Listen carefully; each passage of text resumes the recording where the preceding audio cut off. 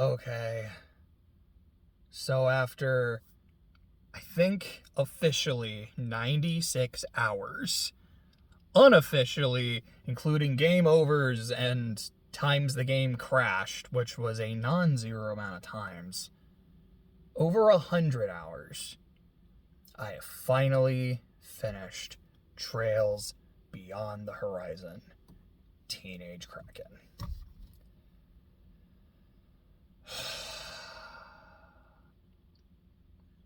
I will be honest, I have no notes. Like, I took notes as I played the game, and then there was a point where I just stopped doing that. I have nothing written down. This is all going to be completely off the cuff. So we're going to see, we're going to go as we go. It might be a total mess. It might be really disorganized. There might be things I intend to say and completely forget. So maybe I'll follow up at some point with a part 2. But I wanted to go ahead and get this done. This is going to sound worse than I mean it, but just kind of go ahead and wash my hands of the game. Mostly because, yeah, after 100 hours, I want to be done. I want to move on with my life. Because I have a lot of other stuff I need to do.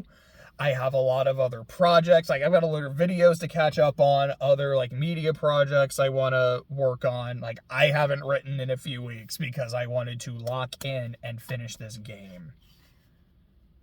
Now that I am done, did I enjoy it? And was it worth it?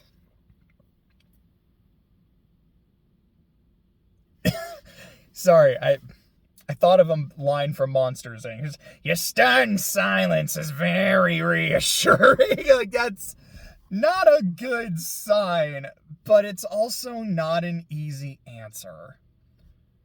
The short answer, and I think being honest, is yes, I like it. No, it wasn't worth it. Kind of. Again, like, there are some nuances. Also, I will just go ahead and say, I am wearing my blackjack shirt, which, for very different reasons than I was doing my video on Kuro 2, because in Kuro 2, it was like, look, I hate this game. I'm going to say very few positive things about this game, so I'm going to wear my Project Horizon shirt, because I'm going to go on a Project Horizon style rant. This is, yeah, like, Amelia just reminds me of blackjack, so, like, I'm just gonna wear my blackjack shirt. That's it. There might be points where I kind of go on a rant, and I'm already rambling, but I'm gonna start with gameplay, because there's a lot of new mechanics, because one of them is an old mechanic just kind of dressed up as something new, that I want to go ahead and talk about, because some of them I really like and some of them I don't.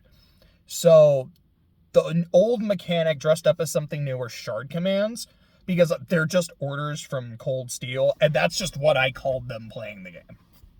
So, they're just as broken as they were in Cold Steel, because, like, there's 2 in particular, because there's a lot that are, like, really useful. I think Klein Force is one I used quite a bit, which is for Catra. I have nicknames for most of the members of the Solutions Office. That one, I have been calling Catra 4 since Kuro 1. Like, that has been the most enduring nickname, to the point where when I was like, I have nicknames for, like, most of these people. What's my nickname for 4? I'm so used to calling him that, like, it doesn't even register as a nickname. It's just his name to me. My point is, Klein Force is really good. I used it a bit. Once I got Mare Chaos, like, Elegant Spell, I would use every now and then. Both of Lapis's, I got a decent amount of mileage out of. The broken ones are Gordius Guard, which comes from Potter Modder, because you just don't take damage. Like, I would get, like, endgame bosses are using their S-crafts, and I'm like, yeah, I'm not worried because I have Gordius Guard up. I think it's like you take 0.1% damage from attacks. It's insane how good it is. The other super broken one is, what is it called? I think it's called, like, Ultimate Wind or something, but it's Altera's. This was dull. Like, oh my gosh, dude. I can't say that Altera trivialized endgame fights, because there are definitely some where the bosses were still able to fight back. And I'll talk about a couple of those here in a sec. But Altera definitely made the game a lot easier. And I'm gonna be honest, it was super rewarding, because a lot of early game was a slog. And that's a mechanic I'll get to in a second, like specifically what made it a slog. That's also, one of them is a new mechanic, one of them is an old mechanic. But just sticking to orders, I love them. Partially because, yeah, like, it makes me even stronger, but I also just like how it affects strategy. It's number one is just, which ones do you want to use, especially when you're in the garden. You can kind of have some, like, support character orders. Which ones do you want to have? If either of Lapis's, you get both of them, so you might as well always have Lapis. But it also takes your boost gauge. And some orders will take multiple boost gauge, and if you're canceling an enemy order, which I'll get to in a second, that will take even more boost gauge. So it's, do you want to use your boost for that? Do you want to use it so a character's a little stronger? Do you want to use it to Zoc, which I'll also get to it? Because, like, okay, let me put it like this. Your boost gauge is a far more important resource in this game, because it's not just, cool, do you want to boost and be a little stronger / use an S-craft?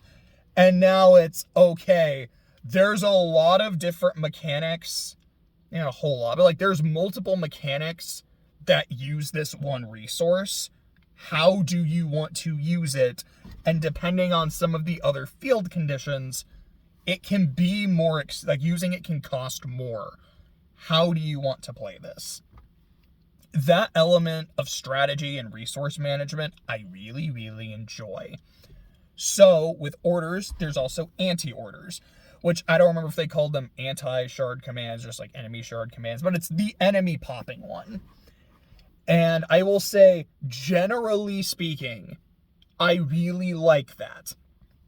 Like, obviously it sucks. I would rather they not be able to do that. But it's one of those things where if I have access to a mechanic, generally I think it's fair that an enemy has access to that same mechanic. It's why enemy S breaks, let me put it like this. I'm mad that enemy S breaks exist, because I'm mad it took until Kuro 2 for that to happen. This should have been happening, like, back in Sky. I love enemy S breaks. Again, it's like anti-orders. It sucks that this can happen.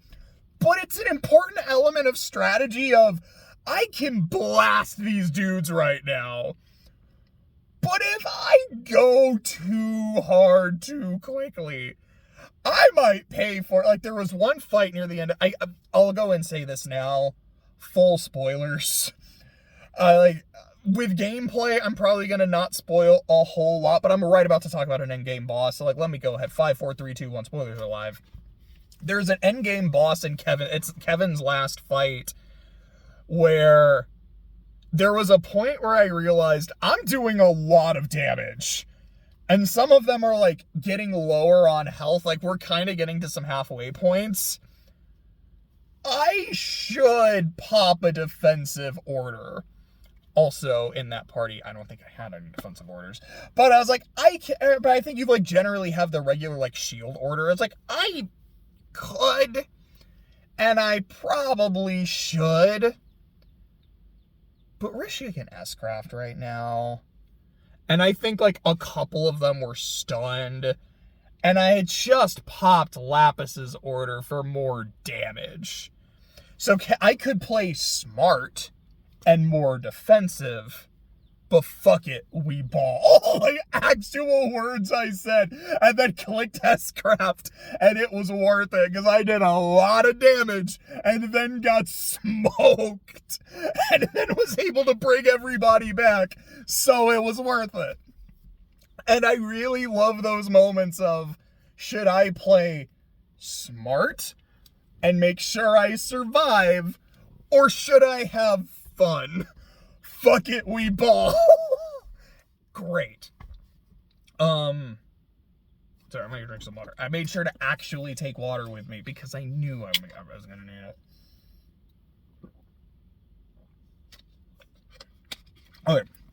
But, like, because I did that, S breaks happened and I paid for it.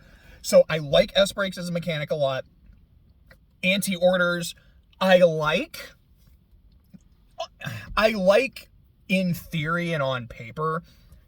In terms of execution, though, it varies. There's two fights in particular, and it's one character in particular, which is also a whole other mechanic.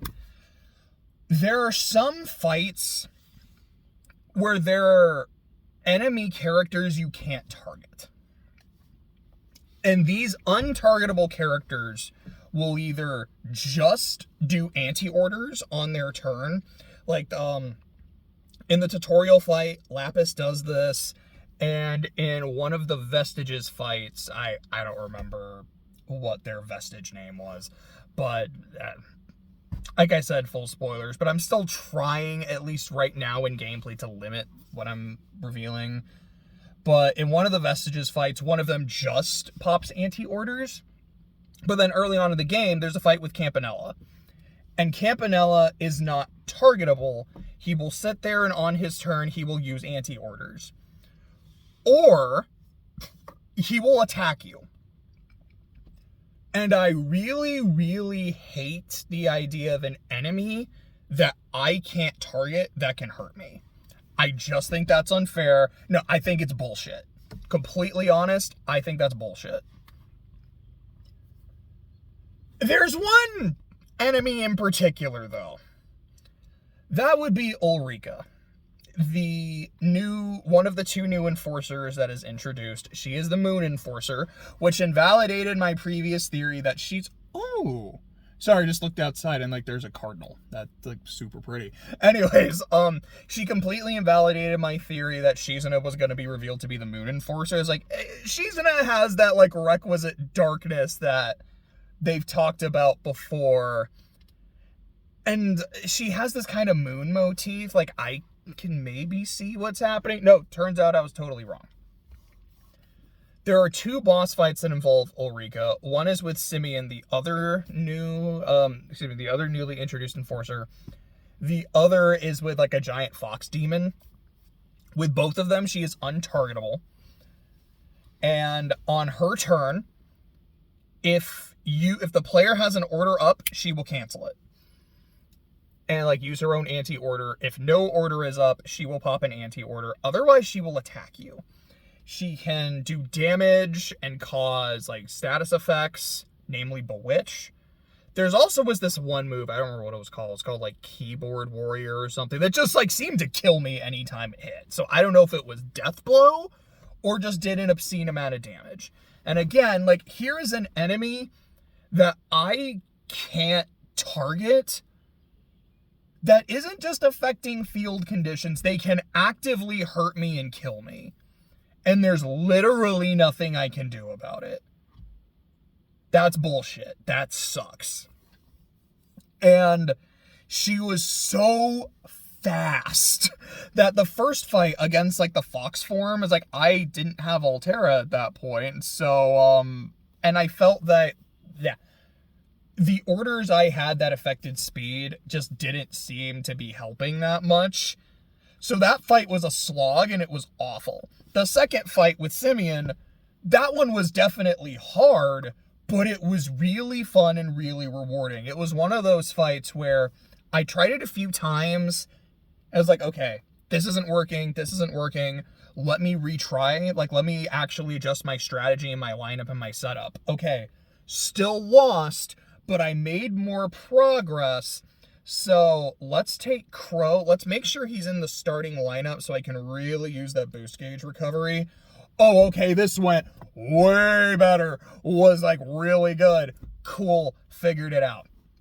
Because that is my favorite part of Trail's gameplay. It's not just, how do I get really broken? Which is also really fun. But it's, okay, this is really hard. what tools, I guess it's just kind of like JRPG and turn-based gameplay in general. It's like, what tools do I have? What resources do I have to fix my strategy so I can go in and take care of the problem? Because this is a puzzle. How do I solve it?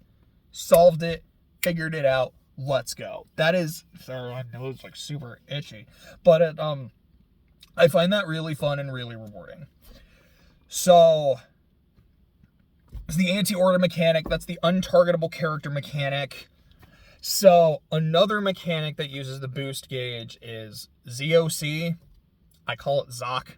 I oftentimes say, like, all right, Zoc drop and roll, or stop Zoc and roll. But what it does is it gives you, when someone pops it, they will take multiple turns. Generally, like, you will take 2. Sometimes you might take 3. There are some bosses that will have a status effect that allows them to take 3. I like that.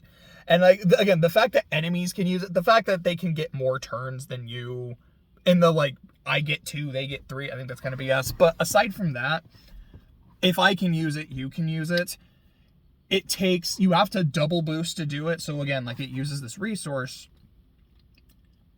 But it got really fun and creative. Because, like, okay, if you ZOC, you can instantly cast a spell. That's really nice. If you, like, really want to break an enemy, you just want to get this damage off quick, you need to get this heal or the shield up. I like that. It can be, like, at the end of the game, I had Van, I don't remember what it was called. We had a piece of equipment where every turn he would just get 30 CP. I'm like, so, I can just pop ZOC and have him do, like, literally anything, and then he'll just get CP out of it. I think one of the things I also did was it called Heated Roar, which is his self-buff, and he immediately goes again. And I think by the end, it cost like 38 CP. So, because he would get 30 CP back afterwards, it was basically just a net -8, which is really good for a craft like that. And so, also with ZOC, like, you could have him pop it, and then ZOC so he can go twice, or he can, like, ZOC, like, he takes a turn, buffs himself on the second ZOZ turn, and then go again. I really enjoy doing stuff like that. That's really cool. That's really fun. Is there another new mechanic? Off the dome? No. So the other mechanics that I was talking... No, excuse me. Because there's... the other 2 mechanics are the things that made the game a slog. Number 1 is something that's been in the other Kuro games. I think it was in, like, Cold Steel as well. Which is very often when a boss will buff themselves, and they're like, all right, quick, arts up, strength up, whatever. They'll also just heal a chunk of their health. And playing on Nightmare, where the numbers are a lot bigger, healing a percentage of their health means they are healing a lot more. And especially early game, where you don't have a lot of, like, really good court setups, and, like, your spells aren't as strong. It made those early to mid-game fights a slog. There are also some enemies that have, like, a regen status, but not the regular regen status effect. You're like, okay, at the end of your turn, you're going to heal a bunch. This was at the end of every single turn of combat that passes, including someone casting a spell, I am going to regenerate a percentage of HP. Which generally, I think in my experience, was anywhere from like 1900 to like 4,000, depending on the fight. And that's a non-zero amount of health. And it was so annoying and so frustrating. You're like, I'm not making progress. And sometimes it'd be like, oh, okay, like, for example, there's a fight about midway through where you're fighting Ix alongside one of these. So, like, okay, I am making progress on this thing. And then Ix is like, cool, I'm going to ZOC and take 3 turns. And after all of my turns, it's healing 1900. So, I don't know, what's 19 times 3? 20 times, so about 57. So, it's now healed about 5,700. Just off of that. And I wasn't really doing that much at the time. Like, I could do that in a turn, But that's also like a good turn. And it was just really frustrating and really, really, really annoying. But as the game went on, you start getting better setups, start really messing around with shard skills and getting stuff like Revenging Arrow and Judgment Feather. By the time I'm fighting the endgame bosses and I'm like, oh, that's over 1 million health. Oh, that's over 2 million health. Those numbers weren't really a problem anymore. Because also I noticed endgame bosses stopped, like they could buff themselves, but they wouldn't get a bunch of health back when they did, or they wouldn't get a bunch of health back anymore. And I don't know if it was just later bosses stopped doing that, or if there was like an update, because there was a point where my game updated, and I don't know if that was a patch, but I think that's really all I have to say about gameplay. It really is early to mid-game, could be fun, but some fights were just felt like they were designed to annoy me. And then the game got cracked. And when that happened, it was awesome. And for the most part, I really like the additional mechanics. So now let's get into the story.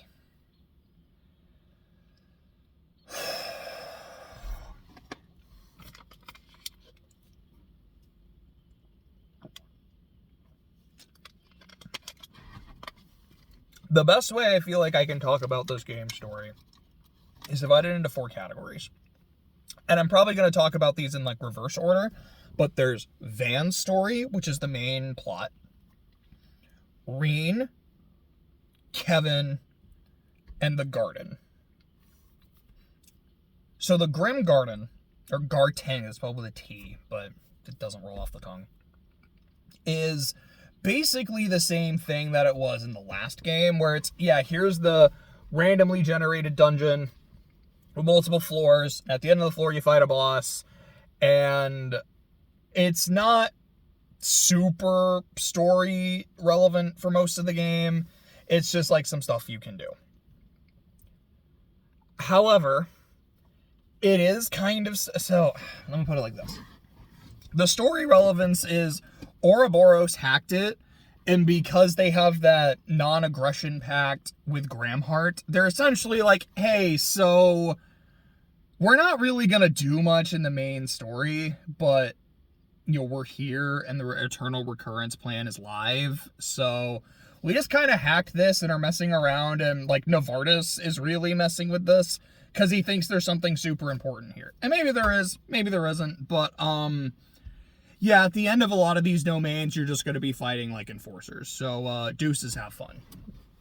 And that's kind of it for most of the garden. Like, you get to the end of a domain, like, hey, we're fighting, like, Letty and Yorda. Okay, there's not, like, a lot of story here. Like, cool, I'm fighting Walter with Campanella riding shotgun, and he's untargetable. Okay, there's really not much here. By the end, after 9 domains, you do get, you get a big reveal, but you also get, how do I want to say? Okay, you know what, fuck it. I already said full spoilers, now I'm talking about story. I'm not gonna beat around the bush anymore when it comes to spoilers. So when you get to the end of the garden, it's the first time you really learn about the time looping. And they mention that, I think they mentioned like loop 1998 because we're on loop 1999, because I was 100% correct that we're going to be dealing with a time Septarian. Hell yeah. But it's the first time you learn this because Novartis sees this and learns that in the previous loop, he was, it's so unfortunate that the top, like, researcher in Zemirian, like, history is named Epstein. And they pronounce it Epstein, but every time I see the name, I just hear Epstein. And anytime, like, there's times where, like, you'll get a call from someone at the Foundation. I think it's, like, almost always Yona. But it'll just say Epstein. And, like, oh, no. Like, I did a Connect event with Altina because, like, it'll say the character's affiliation, and just seeing Epstein written behind, I think I said Toa, but I meant Altina, but just seeing Epstein behind Altina, like, oh no. And then early on in the game, you're able to, like, read a bit of his diary, and they mention, like, oh yeah, you know, like, something Herschel, like, oh, like, he knew Toa's grandfather. I'm like, no, Toa's grandpa's in the Epstein files. Like, it, like, no, like, this is just an unfortunate coincidence, but it is a real unfortunate coincidence, man. But, Novartis was one of Claude's, because that's his name, that's his first name, so I will probably just call him that because it feels less unfortunate. He was one of Claude's disciples, and it just, like, made him so giddy and so happy. There was also, in that same moment, they were like, hey, you know, that year that, like, you were, the way they made it sound, and maybe I'm misinterpreting things, maybe it was just, I'm making it vague when it wasn't supposed to be, but the way it made it sound was like, the year Novartis was born was the year that Claude died, and I think Ren was just like, huh, there's an implication with that, and I was like, wait, are they saying that Claude and Novartis are the same person? And that, like, he died, but, like, really, like, he went under an assumed identity, but Novartis doesn't remember that, and maybe it's, like, because of, like, the time looping, and, like, I don't know. Again, I might just be completely misinterpreting and making something more complicated than it is, because I'm also like, well, if that's the case, because, like, he's met the disciples before, they would have recognized him and just been like, Professor? So I don't think that's the case. I don't know what, like, Ren was kind of getting at, but at the very least, he's like, no, like, I totally worked for Claude before. That's great. I was right, blah, blah, blah, blah. Then you meet the Grandmaster. And this was something that I did know, because I did not know what happened in this game going into it. I knew that Van got to meet the Grandmaster at the end of the garden. Y'all, it was a nothing burger. It was all, for all intents and purposes, she shows up and is like, okay, Novartis, good boy. Like, you learned some stuff you wanted to do. You learned some stuff that you wanted. I'm so happy for you. Just lay down, take a nap, take a good rest. You've earned. He's like, oh, you know, thank you, Grandmaster. Your words are wasted on me. And then just, like, takes a nap. And then she's like, all right, well met, everybody. Sorry, it's on my hair, I don't know. But, like, well met. I'm the Grandmaster of Ouroboros. I know who everyone is. We're at the finale of the game, but only one party is here because Reen and Kevin aren't here for the finale because their stories just feel like side plots that are relevant and important, but also not. We'll get to that. I guess it would have been cool to meet them, and it's cool to meet y'all, but I'm gonna be honest, I really don't have much to say, and depending on what happens in the finale, it might not even matter. So, deuces, see you around, and, like, that's it. And for finally meeting the Grandmaster of Ouroboros, who's, like, on the cover of the game, yeah, that was, like, a nothing burger. Like, why did I do the garden? This did not feel worth it at all. And this was several hours just throughout the game. Like, all right, met a new chapter, new domain has been added, let me go do it. All right, new chapter, let me go do this. Like, this was it. Like, in terms of the gameplay, like, there was a gotcha, and I got good stuff out of it, and that was cool, and, like, the challenge battles were kind of fun. I really liked the memento orbs. I actually really like those little side stories and events, but yeah, like, the whole Ouroboros plot, excuse me, like if you cut it or if you just didn't play it, you're really not missing a whole lot. So that's one story. Let's look at Kevin's. So Kevin is 3 chapters. Chapter 1 is essentially, like, not including the prologue, which is like, okay, Kevin and Reen are here and they're working together for like 2 seconds and then they go their separate ways. So Kevin's first chapter is, I am working with Rufus and Lapis, and because I'm working with them, I'm also working with Swin and Nadia, and I'm letting them know, I know you two have made a vow to never kill anybody again. My job is I'm probably going to have to put a heretic in the ground. They don't call me the Heretic Hunter for nothing.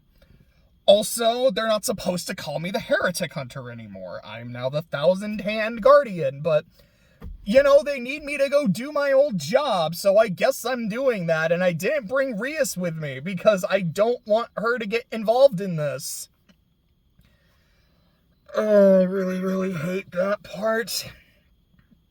Okay, so Kevin going back to being, like, to Heretic Hunter mode, I'm very torn on, because on the one hand, I'm like, I feel like this is sort of a slap in the face to his entire arc in the 3rd, but at the same time, I can see it. I can see him just kind of going, this is still my job, and it's what I do, and I'm the guy when they need something like this to happen. But there are still these moments of hesitation and, like, humanity where it feels like he's not as gung-ho to just get his hands bloody. He will still get his hands dirty. He has no real compunction about that. But I don't know. There's points where I'm like, it feels like his development in the 3rd is acknowledged and carried over, but he also still has a job to do. But there's parts that also just make me go, I don't know, man. And to me, it's not bringing Rias as the big part of it. Because the whole thing of, yeah, like, I want her to have a normal life, and, like, I don't want her to get involved in any of this. And, like, I don't know. It felt like that was kind of the entire point of the 3rd. Was her saying to you, you left me behind in SC.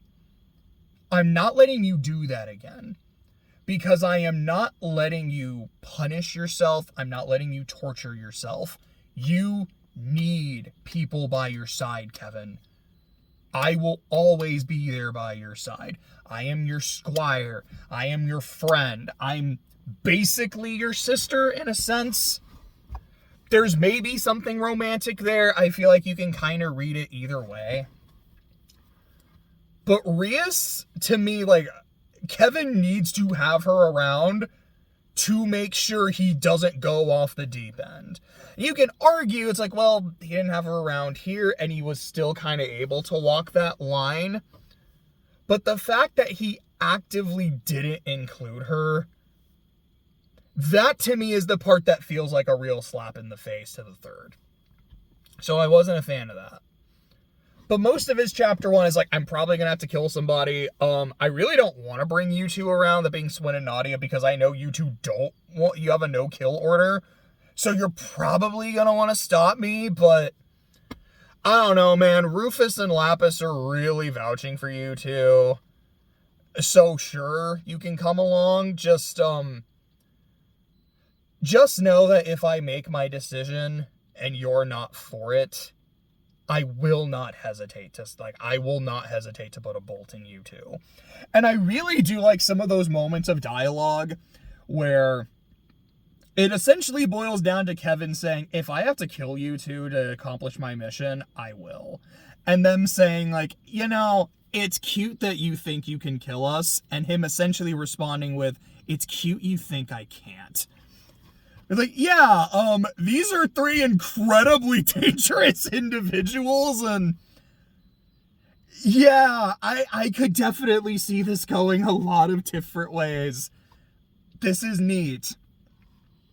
But a lot of that first chapter is just, it's build-up, but it's vague build-up of, like, I'm probably gonna have to kill someone. I'm not gonna say who, I'm not gonna say what's going on, and then by the end it's, Professor Hamilton? okay, what is going on here? And then in Kevin's next chapter, which I don't know, was like 50 hours into the game, because game is long, bro, it's so long. But after about 50 hours, Kevin's next chapter, by the end of it, is like, okay, so there is some shady stuff going on with the professor. She has done a lot of, what's the word I want? Like, kind of like philanthropy, done a lot of like goodwill, helping people out. Like, the church adored her,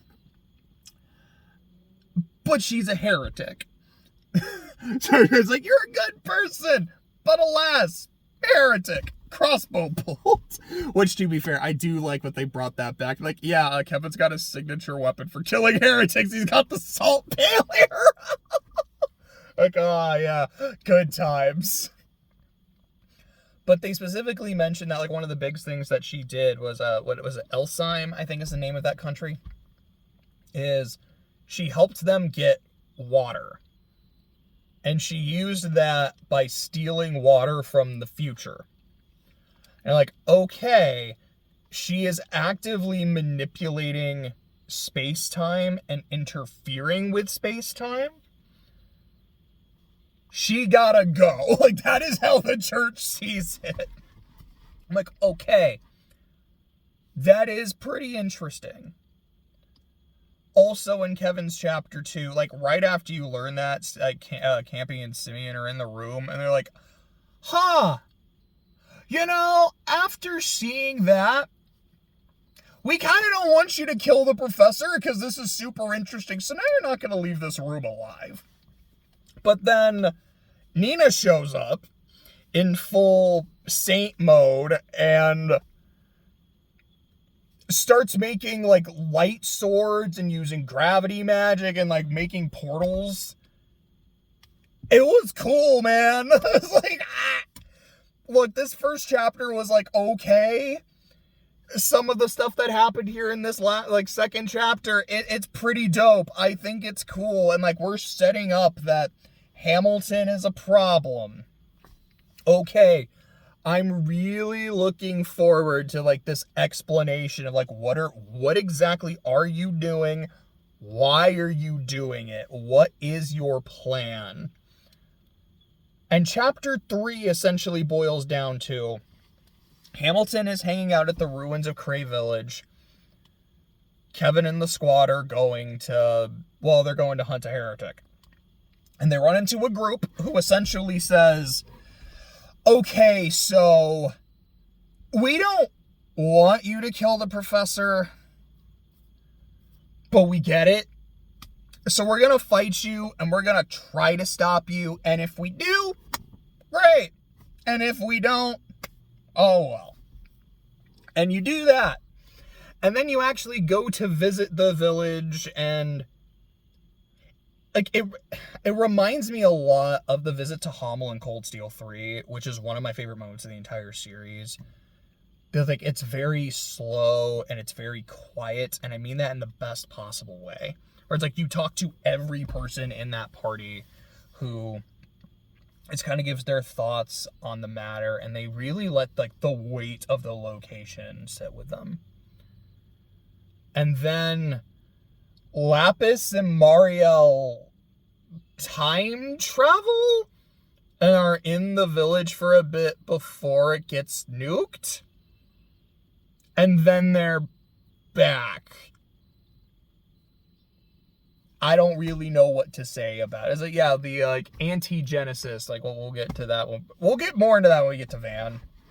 But, like, the anti-Genesis triggered, they temporarily time traveled and then went back. I don't really know what else to say. But then you confront Hamilton and the last group of people who are like, hey, we don't want you to kill the professor, but we get it. So we're gonna fight you and stop you. To which the party said, quote, fuck it, we ball. End quote. And then Kevin is gonna kill Hamilton. And Hamilton notes that you've been hesitant. Like, you're talking a lot of game for someone who still hasn't pulled that trigger. And then Swin goes, hey, Kevin, I'm gonna stop you because I've now made my decision. And then a bunch of masked people show up and are like, we're gonna protect Hamilton now. And then you never see their faces in the rest of the game. And that's Kevin's story. So, what did we learn and what did we accomplish here? We learned his character development from the third maybe or maybe didn't stick, depending on how you interpret it. We learned that Professor Hamilton is a problem and that she's been doing some shady heretic culty stuff. Which is stuff we learn in Van's route. I don't think we specifically learned the water thing in Van's route, but we learn Hamilton has made these, like, I don't know, what are they called? Altar cores? I've just been calling them, like, anti-geneses. That's what they are. She made these. These are what the vestiges are using, and the vestiges, like, don't really play a role in Kevin's story, aside from that one bit at the end where they save Hamilton, compared to being way more active in Van's. So it feels like Kevin's story does kind of supplement the main narrative, and I like it, but it doesn't feel necessary. Like, it feels like if you cut Kevin's story, you wouldn't be missing much. And in a game that's 100 hours long, I'd rather we kind of cut the fat. But I'd be lying if I said I didn't enjoy seeing Kevin. Or the Picnic Squad. I mean, I don't like Swin and I have beef after Kuro 2 because he's the reason Act 3 happens, and I think that's the worst part of the entire series. I'm like, I don't like you. But any time I get to see Rufus just like, look, I'm just gonna be a dad, and like, this is my princess, and I'm just her humble attendant. Like, this is like the most sweetest, cutest thing I've ever seen. Marielle continues to be one of my favorite Trails NPCs. I just really like her character and her development and her story. Like, Nadia is a treat. I really liked the third chapter and like what happened in like the ruins of Cray, and that last boss fight was really, really fun. But was this necessary in a 100-hour game? No. And then we get Schwarzer. So with Schwarzer's 3 chapters. Chapter 1 is, yeah, we're just like running around Basel doing general trail stuff. Like, but our actual plot is we have like a training exercise with the military because of the space program. Okay, we're gonna get the whole stuff we're talking about then. But it's like, because of the space program, they're trying out their assault frame and their pilot getting some experience, so they're going against me and Crow. Okay. Like, that's neat. Not really necessary, but it's neat. Chapter 2. Okay, Chapter 2. We're doing general trail stuff. Okay. Then we went to the observatory because Toa really wanted to, because like her grandpa was like a huge astronomer. So when the girls are looking through the telescope, they see the stars. When me and Crow look through the telescope, where'd the stars go? Like, there is like nothing in space. And I remember getting to that, and I want to say that was maybe around like the 20-25 hour mark-ish. And I went, this is one of the first moments in the game where I feel actively engaged in the story, because this is weird. And it doesn't just feel like, okay, like we're kind of giving little breadcrumbs, like little vague things to hopefully lead up to something, and we can argue if it really does or not. This is just like interesting, and I really want to know what we're doing with this. And I really liked what we ended up doing with this. So like, that's cool. So then we're like, okay, well, we end up finding a computer to ask it some questions about this. But now there's a group of people who are trying to stop us from getting this information. Who do we got here? Well, we got Ashlad, who's part of the church, is like, hey, yeah, just important church stuff. I gotta stop you from learning it. We have Kincaid, who's like, this is important and classified information that you don't need to know. We also have a couple Ikaruga members, because we've got Kurogane and we've got my girl, the Shiz. Which means it's finally time for Rin and Shizuna.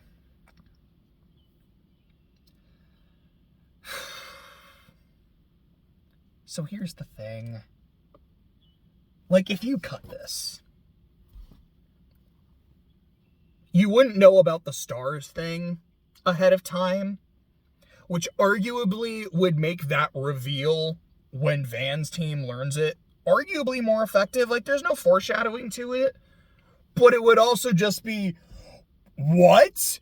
Because the end game is, like, wild with a lot of the stuff that happens? That maybe would have been a little better. And I mean, Rin's chapter 1, not super necessary, and if this is the one, like, real necessary thing, like,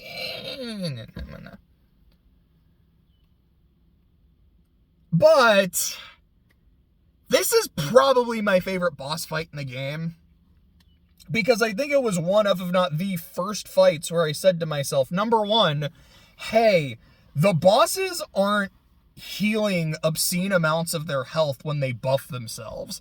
They can just say, I'm buffing and making myself stronger.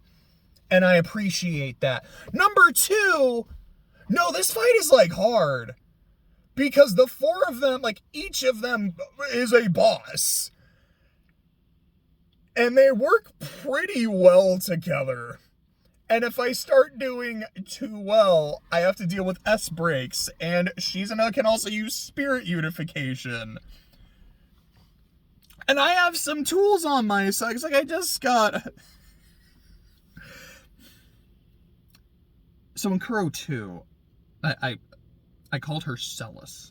That was just how I thought it was pronounced. Because I hadn't played these games in English yet. This is my first time playing Kuro in English. Her name is pronounced Celis. So hearing it pronounced, I've been calling her Celis Navita. And it's dumb, but it makes me laugh. It makes me incredibly just, like, giddy. It's Celis Navidad. But, it's to use Celis and Leon. Stigma release is insane. Just, yeah, like, yeah. CP skills, now, like, all crafts now cost half CP, including your S-craft. That is cracked, and it is great. And I'm like, okay, so, like, I have new tools I can use. How do I want, because, like, I can't build these two, but, like, how do I want to build the characters I have?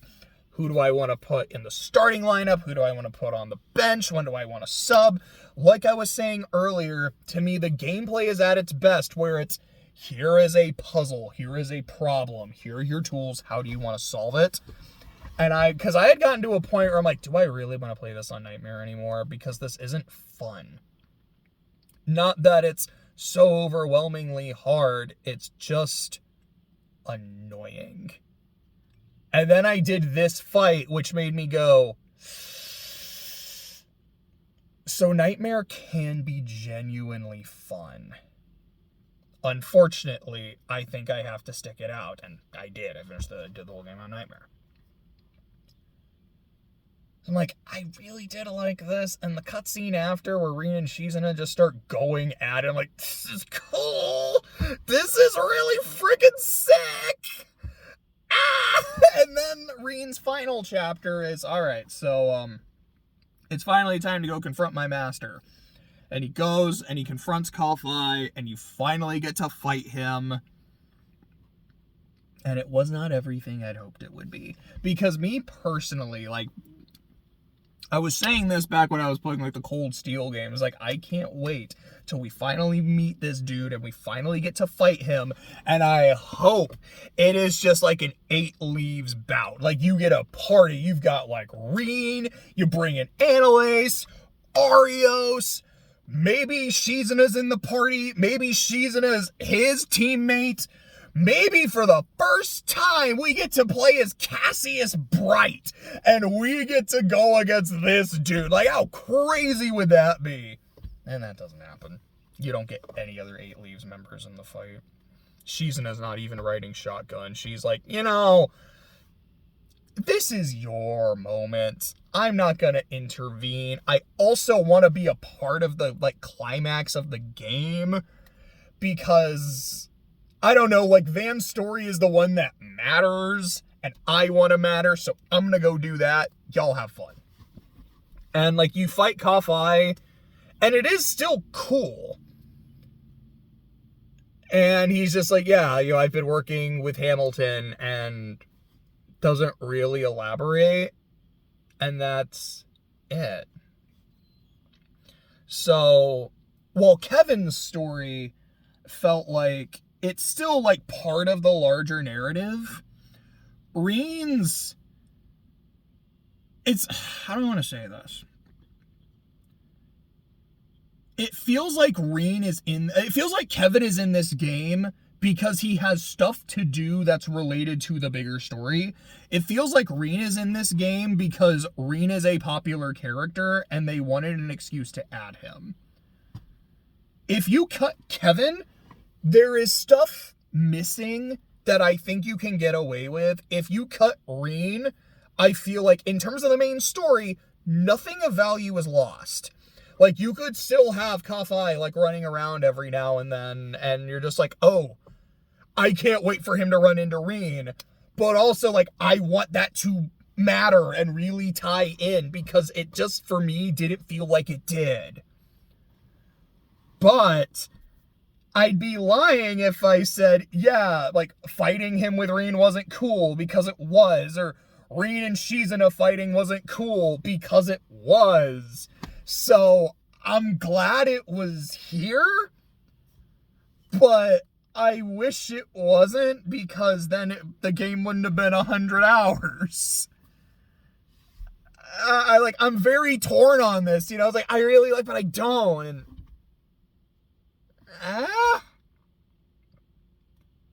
So, let's talk about Van, now that I'm an hour into the video. I don't know, I think most of my Trails videos, when I look at them, like, Kuro 2 is obviously a huge exception. I think most of them were about, like, an hour 15, hour 20 minutes. So, I don't know, maybe I'll be able to do that. So, Van's story is essentially Act 1, doing regular Trails stuff, going about the districts, blah, blah, blah, blah, blah. Learning, in the prologue, that's when you really learn about the space program, that we are planning to go to space. We are going to do it, what was the day? I believe July 12th, which is also Anya's birthday. We got a program. We're working hard for it. Cool. And then Van's chapter 1 is like, okay, we're just doing basic stuff, blah, blah, blah, blah. Aang's birthday is coming up, so I got to do some prepping because we're going to have a party. I got to get her a good present. That's mostly it. And then at the end of the chapter, you run into, actually, maybe it's, sorry, there's like all of Act, I think this is, give me a moment. Partway through the chapter, let me put it like that. You run into Ix, who's Yorda's brother from Kuro 2. These are the Judgment Twins. The twins are not working together. He has this white orbiment. It is an alter core. It is an anti-genesis. And he uses it on Jeffrey, who's just like a recurring jerk gangster from the Kuro games, and turns him into a demon. And they start talking about A, therefore D, Alter Dawn. It's like a DG cult spin-off, sequel, continuation. I still don't know, having finished the game. But basically, cult, anti-Genesis, cool. And after that, you run into Yorda. Actually, no. You run into Yorda beforehand, because I think she's part of that boss fight. Yes, she would be part of that boss fight. Anyway, sorry. But you do run into Yorda, who's like, hey, my brother's gone missing. I'm trying to find him. Can you help me find him? And then she's in the party when you find him, and is like, hey, sorry, that's when you learn the stuff with Ix. they've had a fight because Yorda didn't want to kill people anymore, and Ix is like, wait, but this is like the only thing we do and that I'm good at. You don't think you're better than me, do you? You're not one of them, are you? It's like, let me just say this. I loved his voice acting in this game. Like, I don't know who his voice actor is. He was having the time of his life voicing Ix, and it was great. Just any time, like, this dude just, like, went off. I was having a blast. But so all that happens. Then I think the next major thing that happened is is you go to an auction, and one of those white ornaments is being sold, and then it ends up getting stolen by a fake Grimcat. Judith's reaction to the fake Grimcat is one of, like, the funniest things in this entire game. It was gold. And I think Fairy has a line afterwards. She's like, after that, like, not about Judith's reaction, but about the fake, like, I think I now know what it means to be cringe. Like, it was fantastic. But fake Grimcat, what's her name? Like, Rosalie, is that one researcher from Kuro 2 who's basically Campanella's new Gilbert. If you know, you know. But you end up doing a fight with fake Grimcat, Simeon, who you're meeting for the first time, and Campanella riding shotgun. And after that fight, Campanella's like, all right, 3 things. Number 1, this is not us. Like, okay, like, we did this part, but we have nothing to do with this white ornament stuff. We have that agreement with the president where it is a non-aggression pact, or, like, excuse me, I believe it's a non-interference pact. Like, we're not going to mess with your plans. You don't mess with us. Cool. So anything going on here, not us. Ix is one of our members, but he's an enforcer. He can kind of do whatever he wants. He's allowed to, but it's not being sanctioned by us. Number 2, Eternal Recurrence Plan. That is now live. This is like the grand announcement for it. Number 3, here you go. Yeah, like, we just wanted to give you this so you could do whatever you want with it. Have fun. Do this. So then they leave. There was this one bit where I think they got a message about the auction. It was signed CC, like the way that Dingo signed C, which I still think is stupid, but I'm not getting into that. And it made Van mad. He's like, you signed it that way as a reference to my dead friend. And Cameron's like, no, I didn't. I signed it CC for my initials, Campanella the Clown. You did it on purpose. Yeah, like, all right, you got me. I'm a jerk. I'm like, yeah, you are, but, like, dude, I love Campanella. I thought that was great. So that happens. What's the next major thing to happen with Van? I believe the next major thing is Ix starts being Demicky, and he has his little, like, demon buddy. Oh, sorry, no, this is actually super important. There's a bit earlier, I think, before the auction, I think it's also before you fight Ix, where you're doing stuff in the Black Light District, and you fight one of these, like, big demon monster things. And, sorry, I just remembered the nickname I have for Rosette. Starting in this game, I started calling her Rizzy McGuire. That one really made me laugh when I did. Because I was like, okay, Rosette, what am I going to do with you? Like, Rizzler, Rizzy, not really doing anything. Rizzy McGuire is crazy good. I guess I'll just go through them real quick. Because, like, Van, I mostly just call him Van, but, like, occasionally I'll call him Gintoki because they're similar. Anyas, I will intentionally mispronounce her name as Angs as a reference to, like, an old Smash Brothers video that lives in my head rent-free. Fairy doesn't have a nickname, but Fairy is her in-series nickname, so it works. Rizzy McGuire. Oh, no, excuse me, I skipped Aaron. Aaron is Aaron, because of course he is. Rizzy McGuire. 4 for Catra, because that, to me, that is just his canon name. Judith, I don't have a nickname for Judith. She's just Judith. She's perfect as she is. And then Burgard, he's just Big Man Blastoise. That's just what I started calling him, man. It was like, all right, Big Man Blastoise over here. And it just stuck. And then every now and then I would just abbreviate it down to just Blastoise. Like, I know what I mean when I say it. But anyways, Rizzy McGuire started, like, she would actively freeze and break. Like, she would have genuine, like, PTSD. And it is a thing that happens multiple times throughout the game.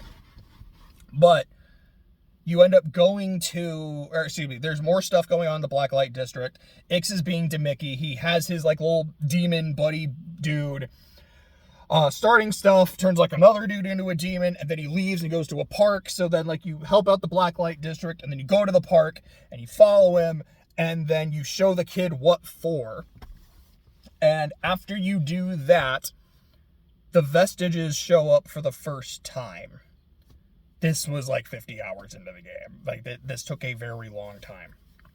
But they are these masked people that all have altar cores who say a bunch of vague things, and then they disappear.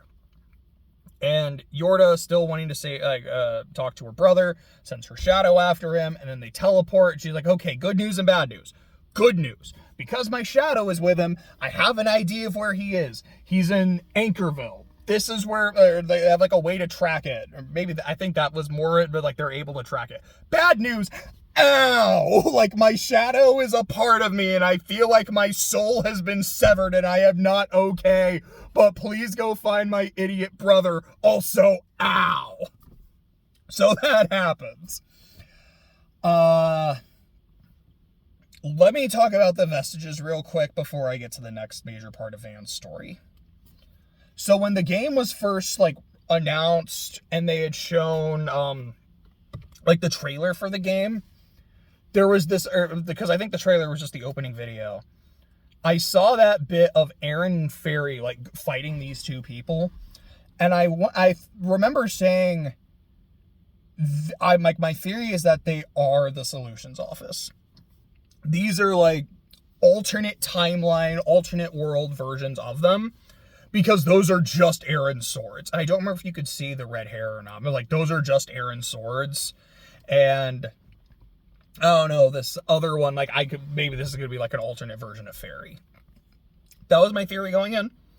And after that first scene, 100%, I was like, no, this is exactly what's going on. Like, this dude has, like, Aaron's long, like, red ponytail. He's got the swords. Just his demeanor. This feels like if Aaron didn't grow up.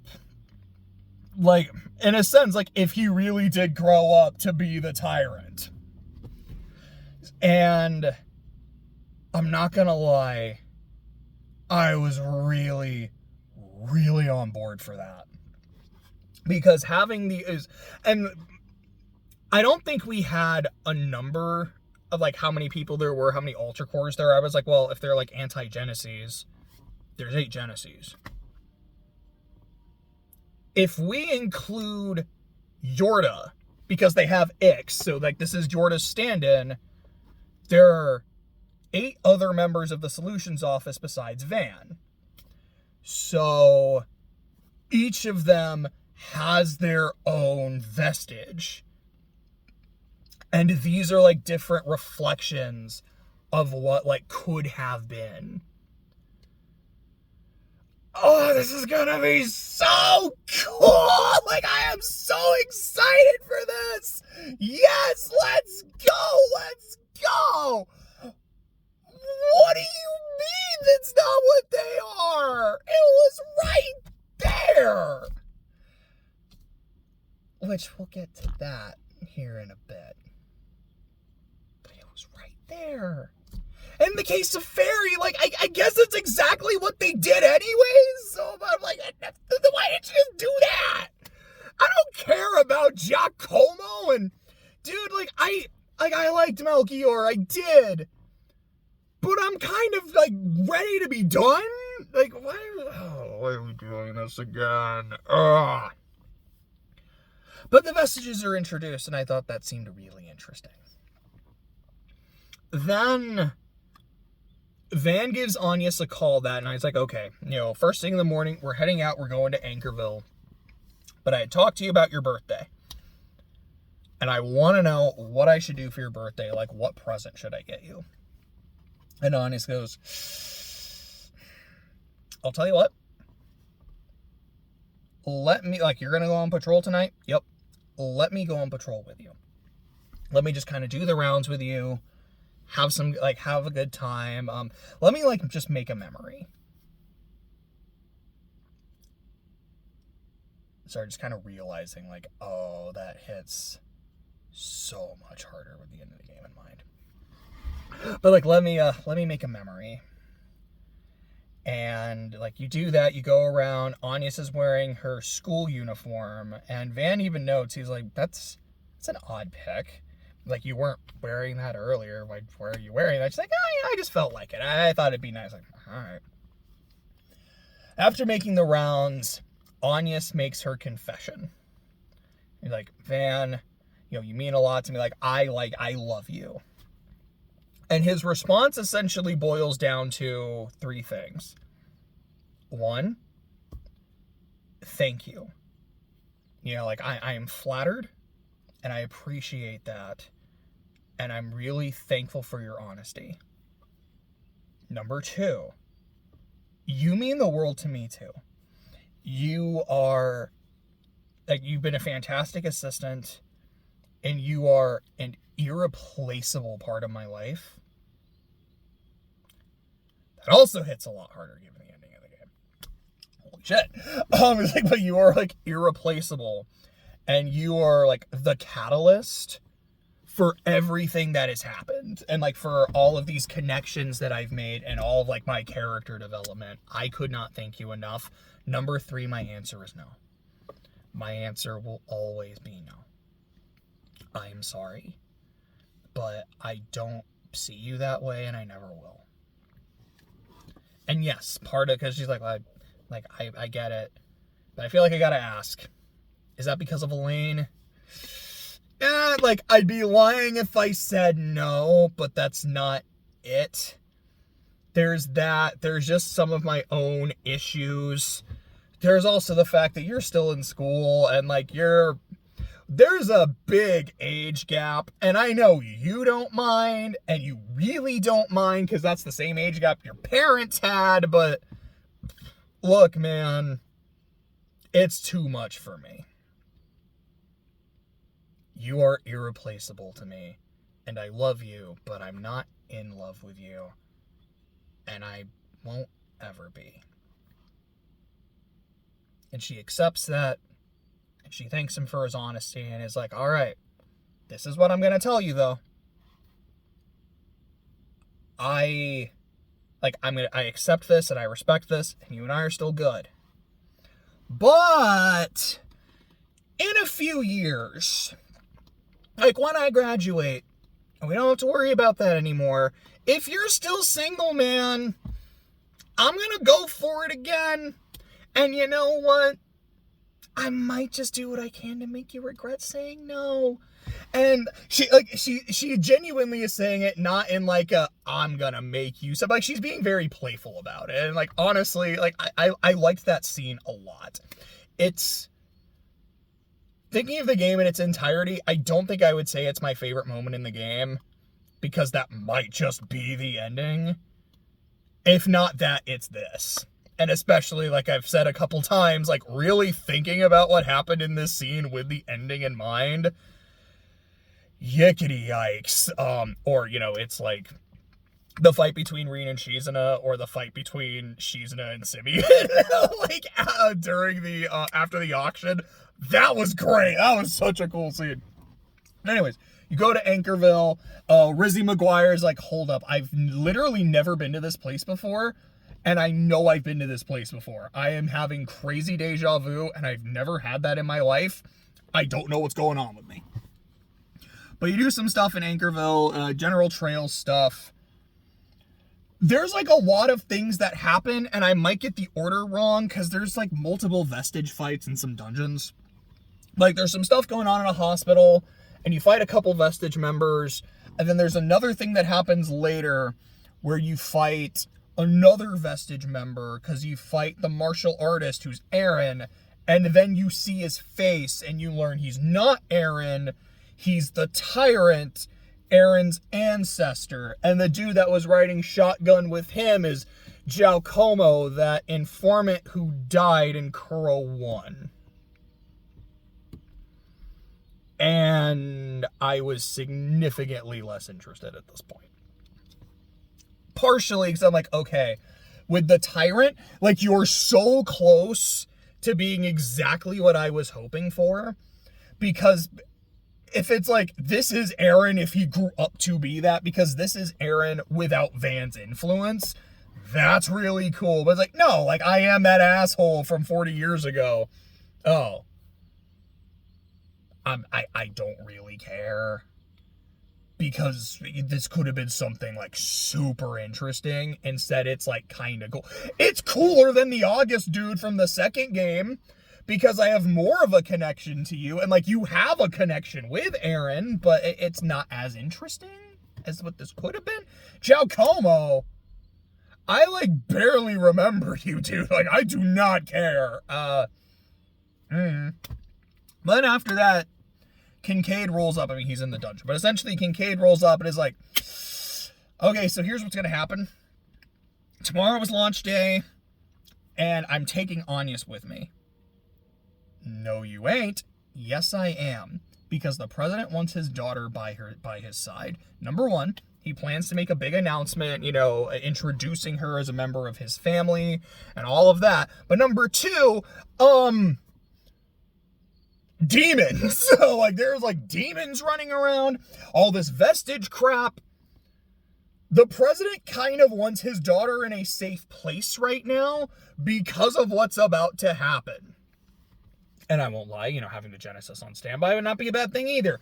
But genuinely, this is for his daughter's safety.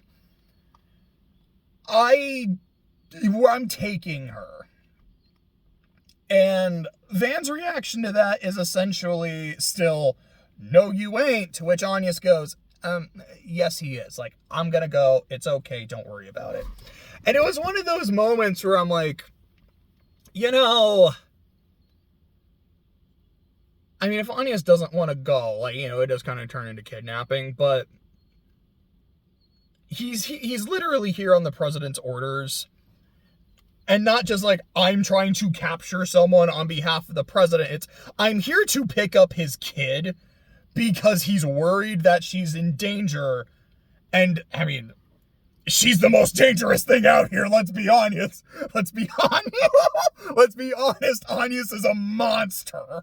But, like, I'm not gonna fault the president for this. I mean, if we're campaigning hard to, like, keep her here doing all this stuff, are we the assholes right now? I don't know. But Agnes goes. Ren goes as well. She's like, look, like, you guys are a bit distrustful of what's going on. I'll go with her, make sure she's okay. And then Dominique, Judith's grandma, is like, I'll go too, because y'all trust me. I'm cool. So, blah, blah, blah, and they leave. Then you stay in town, and yeah, now there's demons running around. And Elroy's there. Because hold up. Let me drink some water real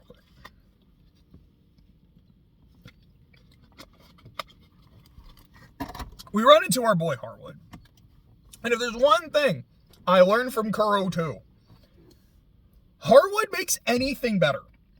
Because I really like this dude. I love his vibe. I love his fighting style. I love the whole 1,000 Oathbreaker shtick. This dude is a 10 out of 10. Calvert has so many good characters that they introduce, man. But I think Harwood's fantastic. He's like, yeah, so, let's just say I'm here to tie up some loose ends about some things. Not like I'm here to kill you guys. That's not that. I have some loose ends of my own I need to tie up, and I'm pretty confident that my loose ends are related to what you're going to be dealing with. So, truce? Team up for a bit? So we hate you, but we could use the assistance, so fine. So, team up with Harwood, like, Yorda feels better, so she meets up with you, and, like, Elaine's there too. You go and you do a dungeon and you confront Ix and this other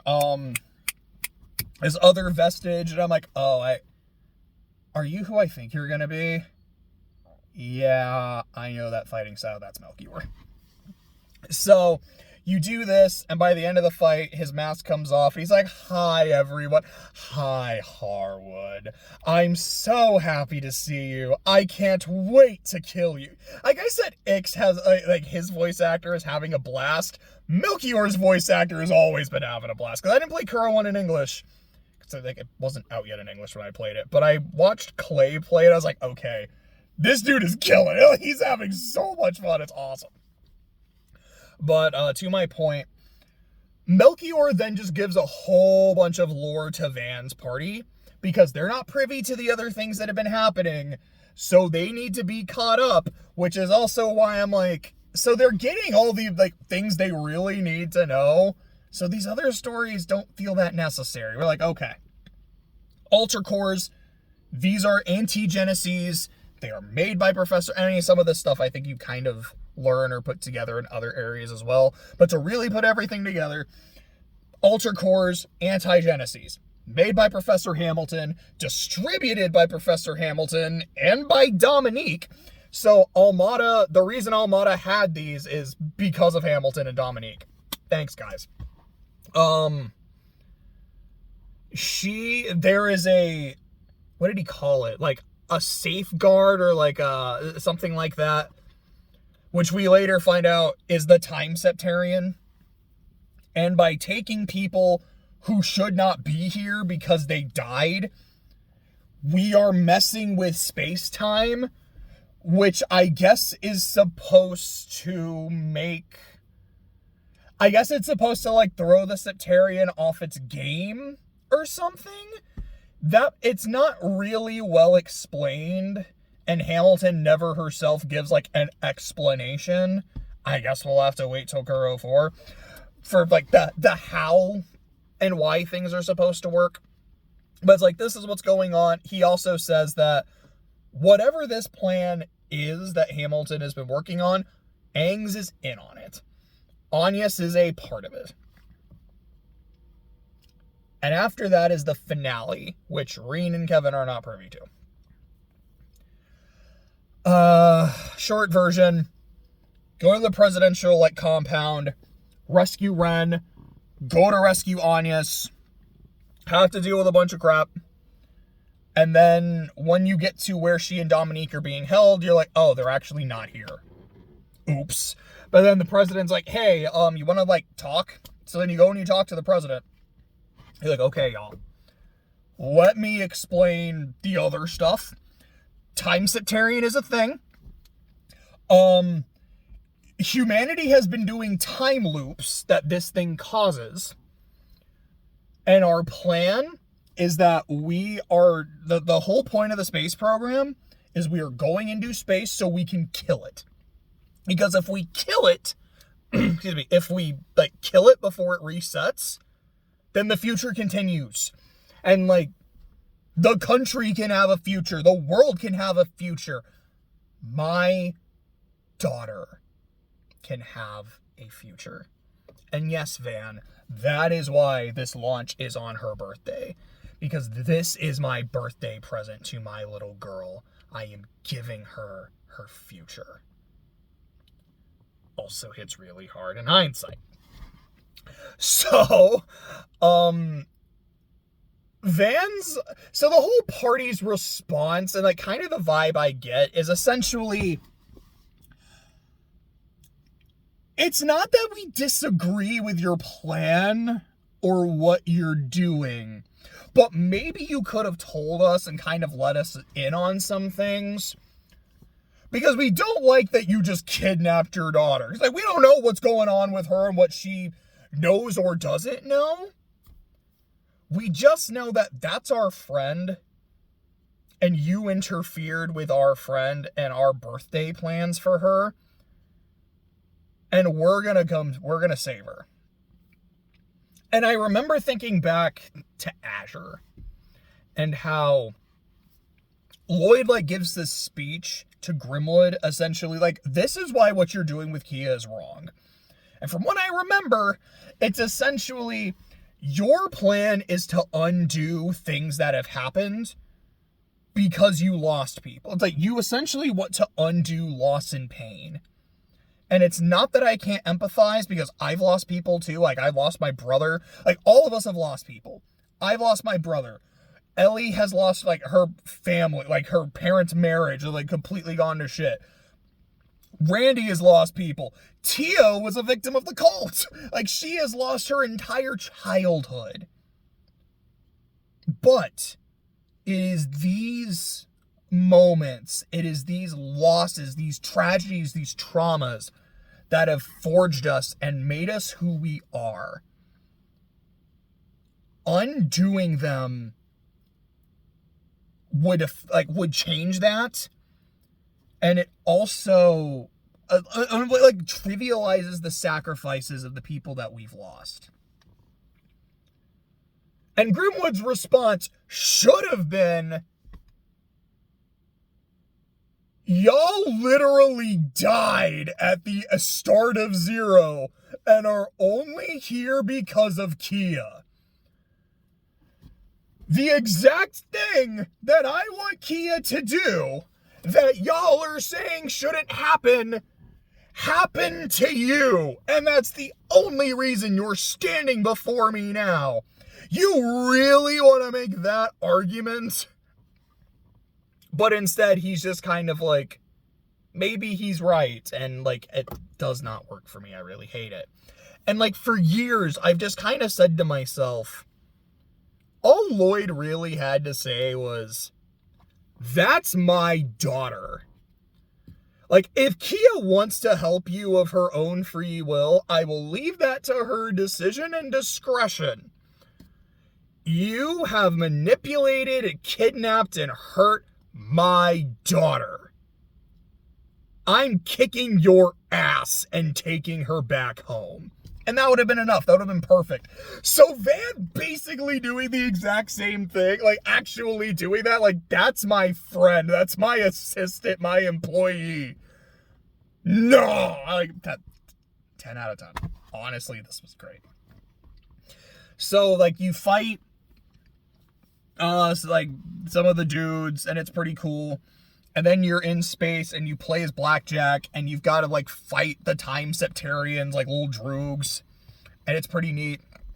And then she nukes the Time Septarian and destroys it. Then the mech from Reverie shows up, the Zoa Gilstein. But not quite the same, but close. So I don't know what, I'm gonna be honest, I don't really know what this is now. I don't know if it was like, okay, if the Time Septarian is the box, or if, like, this is the true form of the Time Septarian, you essentially just blew up its cage, and then it went to work. Or if it just kind of made this thing and manifested this thing. Like, is this just a part of it? Is it something that it made? Or is it like, no, this is my true form? It straight up kills Amelia. Like, it blasts her, and then when she, like, hits the ground, her mech is petrified with her still inside, and in, like, a memento orb, they note how, like, this is a statue that they've seen before, and that there was nothing inside of it. So I'm like, yeah, either she got time warped, or she, like, burned up in, oh gosh, sorry, I'm just remembering, War in the Pocket, like, nothing but a pile of hamburger. Yikes, like, she's gone. That was metal as hell, and I was like, oh, I felt that loss. I actually really liked this character. Oh. But after that happened, so, like, okay, so we failed to kill the Time Septarian. Then Kincaid pulls out his own alter core and reveals that he is also part of the Hamilton group. And he starts spouting some nonsense about Alter Dawn and turned into his own Grundle form. And he's the final boss, and you fight him, and then he punches Van into space, and you have an action fight with him, which sucked. And then he takes you back into the president's office where you fight him with the other half of your party, and like you kick his ass.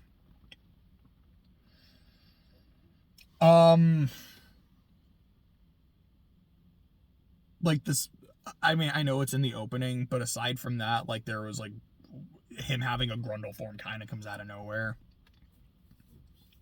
The idea of him, he's like, okay, I was not sabotaging Graham Hart's plan. I was hoping it would work, but I had to prepare for a contingency. This is me like doing the contingency. That feels very in character, and I like that. Him spouting all the Alter Dawn crap. I'm like, I still don't know what Alter Dawn is. I don't know if it is like, so is he part of like a DG cult, or is this just the name of Hamilton's group? And are they just, is it like, I'm going to be the god of the new world? I don't know, or I don't know if he's just like spouting something to make himself look like the villain, so they're not mad at Anya. It's like, I really don't know. But then you get the ending, where some of it is a little unclear and a little vague, but my understanding, because something throughout the game, there was a point, it was basically when they're like, okay, she's in on it, I was like, okay, are you gonna sacrifice yourself? Because they've talked about how, like, her grandma died young, her mom died young, and how, you know, like, this is, like, this family burden and all of that. I'm like, does she have to sacrifice herself, like, to keep time going? How does this work? How is this gonna work? There's also this bit early on, I think it's when she's doing the night rounds with Van, and she talks about, like, how there's this, like, statue, and it looks like an angel that also kind of looks like her mom. Is like, so there's some connection to the Septarian here. I just don't know exactly what it is. There was also that whole like Sunshine Anya's like side quest, excuse me, which kind of funny. It's like, hey, so your reward is you get this really good piece of equipment for Anya's. She is also not playable from this point onwards outside of the garden, and even in the garden there's a long portion where she's not playable. Also, I do remember when I was playing Kuro 1, I was like, okay, is there going to be some, like, time travel shenanigans involving Anya's, where she wrote that book as, like, a guide to herself or something? And I'm still not unconvinced that's what happened. Oh, also, sorry, you learned that Rosette is from the future? That's important, but, like, there's so much crap that happened in the last few hours. Like, I forgot. I genuinely did, but yeah, she's from the future. That's neat. I still don't know what Mare is. That was not revealed. But anyways, my point, like, of the ending. Anya's channels the power of the Genesis and Eiffel Tower to hack the Time Septarian and become as gods, because she like becomes a god and gets this like cool new form and all of that. And as the Time Septarian's like, all right, I'm going to rewind all of time. We're going back to the Great Collapse. She seemingly, the rewind still happens, but it doesn't go that far back. It looks like she goes back to the start of Kuro 1, but she is no longer there, pulling a Madoka Maguka.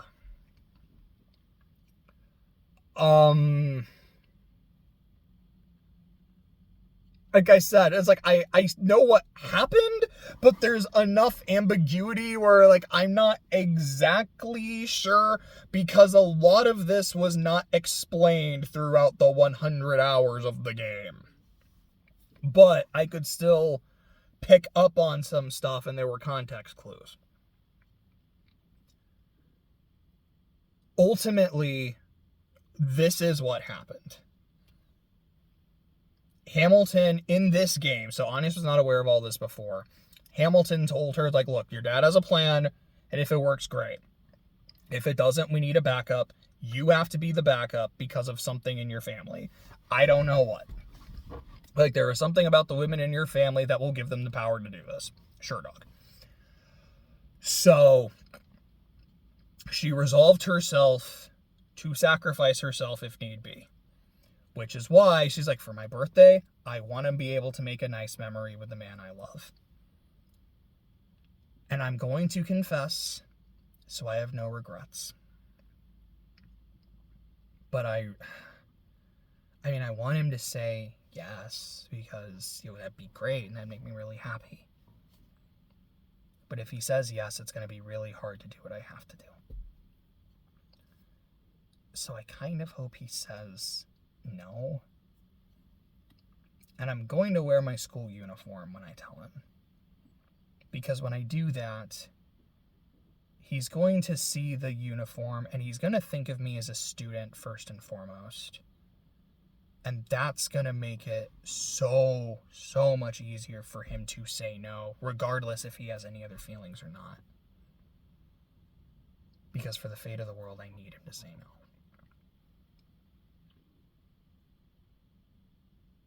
I remember playing Kuro 1.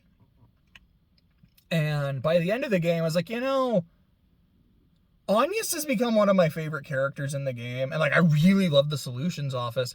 But I love her development of this very naive, sweet, prim and proper kind of girl. And while she still has that, she's a lot more savvy by the end of the game. She's a lot sharper. And I thought it was really good development. And seeing her pull, all of this throughout the game with genuine good intentions, it's I think Anyas has kind of solidified herself as a top 10 Trails character for me after this. Because that ending hurt. And I'm like, I know what's happening and I don't know what's happening, but from what is clear, she is sacrificing herself for the fate of the world. And she made that decision a few days ago. And even though she is like, I want to have no regrets, I'm going to try to influence this in a way that doesn't go in my favor because that makes it easier to say goodbye.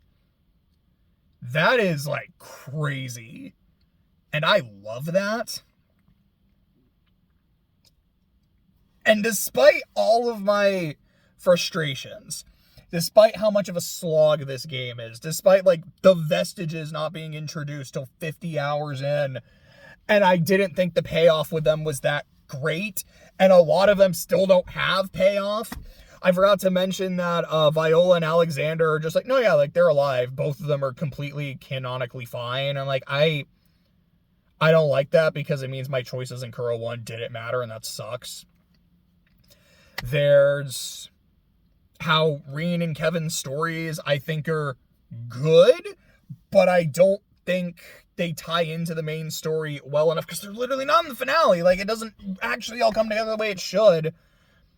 And that made me feel like these didn't need to be here. With all of my frustrations, the game genuinely ended on just a kind of note where I'm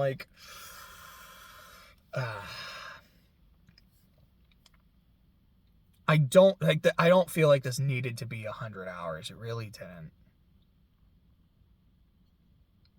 But by the end, I did like it. And I'm almost upset that I did. But I do like it. So I guess the one note I will end on, because I was okay, I think Anyas has solidified herself as a top 10 character. So I kind of had to think about it. I was who do I consider being my top 10? I was okay, well, Estelle, Joshua, Ren, that's easy. Oliver, that's easy. Randy, Tio, and now we'll throw Anyas in there. I was that's 7. Who'd be the other 3? I feel I have to give a spot to Altina, so that's 8. And I'm like, okay, now who? For those last 2 spots, I had like a few characters I was considering. It's like, okay, Luve, Weissman, Arios, maybe Rishia, Toa, Yuna, Ash, Musei. I'm a really big Shirley fan. I'm like, there's some characters, man. And I think what I kind of settled on was Luve and Yuna to fill out that top 10. And even then, I'm like, man, not having Weissman in there feels wrong. Or like missing Kevin. Missing Arios. Like, dude, I love Arios. I've got problems with Crossbow, man. Arios is not one of them. Like, dang. That's kind of tough. But I genuinely feel like by the end of this game, Anya's carved herself out like a legit spot.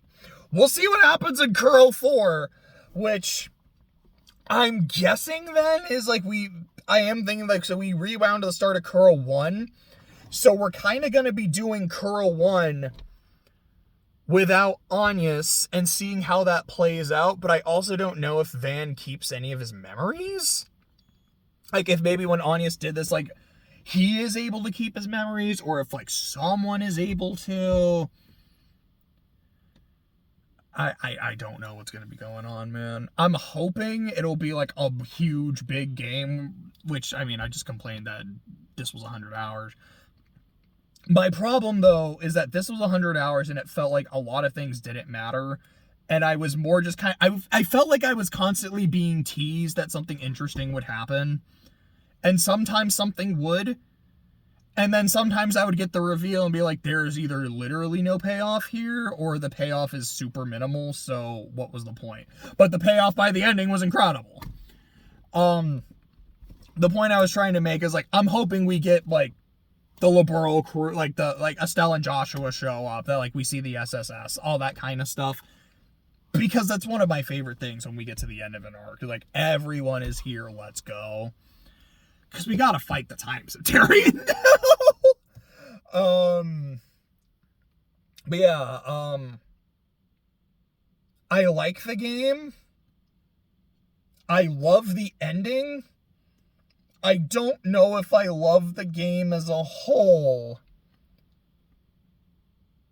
But I am looking forward to seeing what Trails has in store on the horizon. I mean, I guess especially because what's on the horizon is going to be SC, which is like my favorite game, so